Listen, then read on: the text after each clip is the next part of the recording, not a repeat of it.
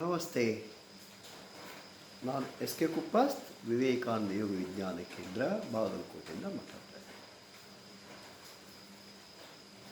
ನಮ್ಮದೊಂದು ಕ್ಲಾಸ್ನಲ್ಲಿ ಒಬ್ಬ ವಿದ್ಯಾರ್ಥಿ ಬಂದಿದ್ದ.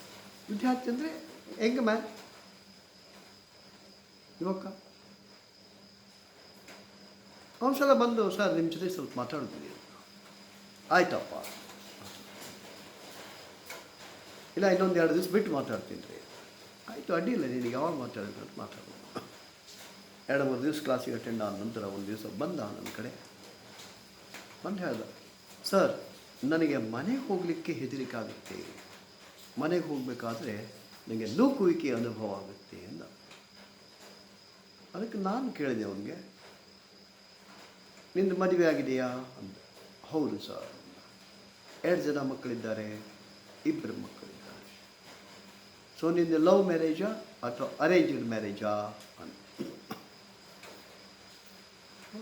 ನಂದು ಅರೇಂಜ್ಡ್ ಮ್ಯಾರೇಜ್ ಸರ್. ಸೊ ನಿಂದು ಒಪ್ಪಿಗೆ ಇತ್ತಾ? ಇತ್ತು ಸರ್ ಅಂದ, ಸ್ವಲ್ಪ ಹಿಂದೆ ನೋಡ್ತಾ.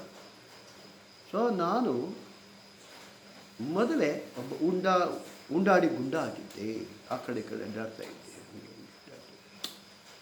ಅದಕ್ಕೆ ನಮ್ಮದು ಹಿರಿಯರು ಏನು ಮಾಡಿದರು, ನಮ್ಮ ತಂದೆ ತಾಯಿ ಹಿಂಗೆ ಹಿಡಿದು, ಸೊ ಮದುವೆ ಮಾಡಿ ಇರಲಿ. ಆಯಿತು, ಮದುವೆ ಆಯಿತು. ಮದುವೆ ಆದ ನಂತರ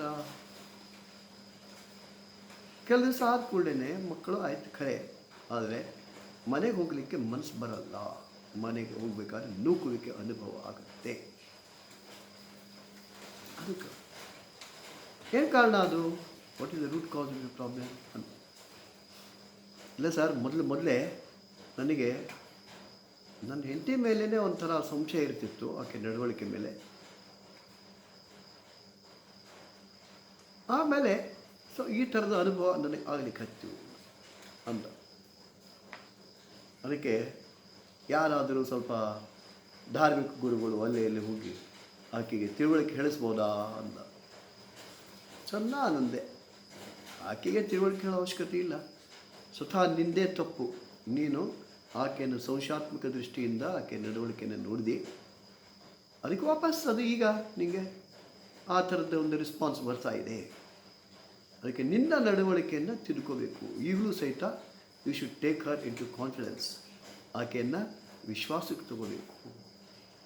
ಆಕೆ ಮೇಲಿರ್ತಕ್ಕಂಥ ನಿನ್ನ ಸಂಶಯಾತ್ಮಕ ಮನೋಭಾವನೆಯನ್ನು ನಿವಾರಣೆ ಮಾಡ್ಕೋಬೇಕು. ಆವಾಗ ಇದು ಸರಿ ಹೋಗುತ್ತೆ ಅಂತ ಹೇಳಿ. So he greed. ನಾ ಹೇಳಿ, ಭಾಳ ಆದರೆ ಸಾಧ್ಯ ಅಂತಂದರೆ ನಿಮ್ಮ ಹೆಂಡತಿನ ನನ್ನ ಕಡೆ ಕರ್ಕೊಂಡು ಬರ್ರಿ, ಇಬ್ಬರಿಗೂ ಸೇರಿಸಿ ನಾನು ಸ್ವಲ್ಪ ಹೊತ್ತು ಮಾತಾಡ್ತೀನಿ ಅಂತಂದೆ.